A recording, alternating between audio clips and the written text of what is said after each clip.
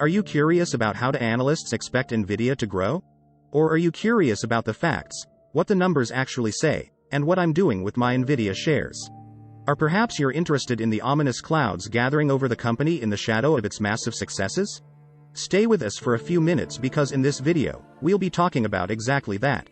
Clearly, Nvidia has had a strong year, with its stock price nearly made a 5x. The current market capitalization of the company is $1.2 trillion, making it the fifth largest company in the US. The price-to-earnings ratio is 63, not particularly low even within its sector, but the forward price-to-earnings ratio of 32 suggests that Nvidia is expected to double its net profit in the next year. Now, let's briefly discuss what our meticulous analysts expect from Nvidia in the coming years. Generally, they anticipate a stock price of around $600 for the next year, with some optimists even suggesting it could reach $1,100. Of course, there's a pessimistic target of $200, but nobody likes to consider that. I am personally surprised that someone even thought about such a low target. If we go a bit further, by 2027, they expect revenue to be close to $140 billion, more than triple the current revenues. Regarding EPS, analysts boldly predict $30 by 2027, which is 4 times the current EPS. If we look even further, a target of around $2,200 by 2030 can be found. Clearly, expectations are abundant, but what do the numbers say, and what are the issues that could overshadow Nvidia's success? Quick disclaimer. This video will not contain any financial advice. Looking at the revenues, we can observe a staggering growth, with the company turning $6 billion in Q1 into $18 billion in just 2 quarters, a threefold increase. One might wonder, as a layman, how Nvidia achieved such tremendous growth in such a short period. Did they triple the production of their graphics cards in 6 months? The answer lies here. Most of the growth comes from the data center sector.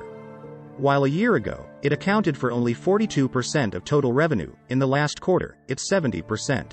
Nvidia has achieved outstanding growth in this sector, thanks to the AI hype. Nvidia's major clients ordered large quantities to launch their own AI models. It's worth mentioning that they project only a $20 billion revenue for the next quarter. While $20 billion is not bad, the growth rate seems to be significantly slowing down. But what's the reason for this? The US is sanctioning China, part of which includes an export ban on certain technologies. Currently, it seems that Nvidia won't be able to sell certain products in China and other sanctioned countries. These countries currently constitute about 25% of the total revenue. If the US and China don't change their policies in the future, it will unfavorably impact Nvidia's growth. I just mentioned this to bring a bit of sobriety. Let's move on. The gross profit also shows tremendous growth. The rate of increase is more than 3x compared to Q1. If we want to see something even more astonishing, the operating income has increased nearly 5x. In the last quarter, we see an operating income of nearly $11 billion, an amount they couldn't achieve in a whole year before. They also started repurchasing their shares in the last year and a half, which I will talk about later. Now, let's talk about the earning per share, which has also increased significantly. In the last quarter, Nvidia achieved nearly $4 of profit per share. The gross margin is also record-sized, of course. It's delightful for investors to see margins growing with significant revenue increases. To crown the pleasures, the profit margin has also reached record levels, with an outstanding value of 51%. Another positive thing is that the research and development budget has increased, allowing the company to strengthen its competitive position in the long run. But here's something else.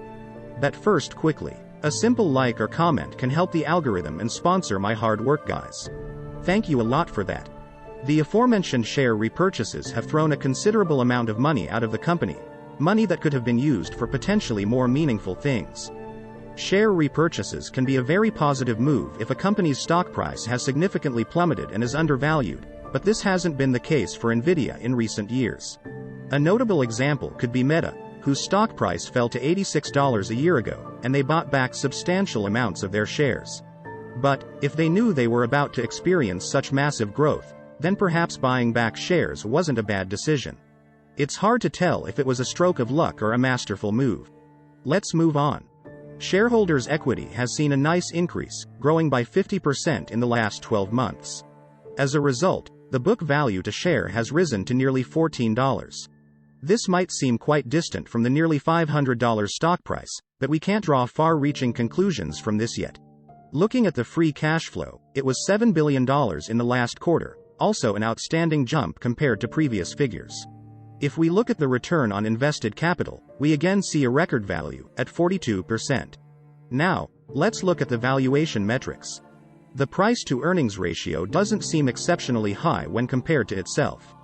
It's important to note that if the forecasted forward price-to-earnings ratio of 31 is realized, it could mean that we might expect another increase in the stock price within a year.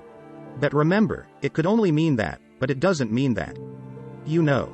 Looking at the price-to-book ratio, we can see a more prominent value, even when compared to itself. In general, it appears to be even more prominent. It's worth mentioning that the book value to share is likely to continue growing, which will push down the price-to-book ratio. However, this growth won't be so rapid, so it's easily conceivable that Nvidia's stock might visit the sub-400 range in the future. Now, for the main part you've all been waiting for. What did I do with my Nvidia shares, and what's my opinion on the stock's valuation? Usually, this is the part where I would flaunt my incredibly successful trades, but not this time. Because I've never owned a single share of Nvidia. I started analyzing the company a few times, but I always found it overpriced compared to competitors, so I didn't delve deeper into analyzing the company, which, in hindsight, was a mistake. I don't regret it too much because my AMD shares didn't perform so poorly, and I wasn't shy when Intel dropped to $25. I even bought more. Want to hear something even crazier? I belong to those daring individuals who even shorted Nvidia's shares. It wasn't massive doubling, but I managed to pocket some quick profits. However, I now consider it risky to short the stock. Shorting is a dangerous game, and if someone wants to bet against such a viable company in the market, it could end very badly. We can see a resistance that the stock hasn't broken yet, and there's a zone it has turned from a few times. It's quite eye-catching what they've achieved, and personally, I'm waiting for a pullback and planning to open a smaller position.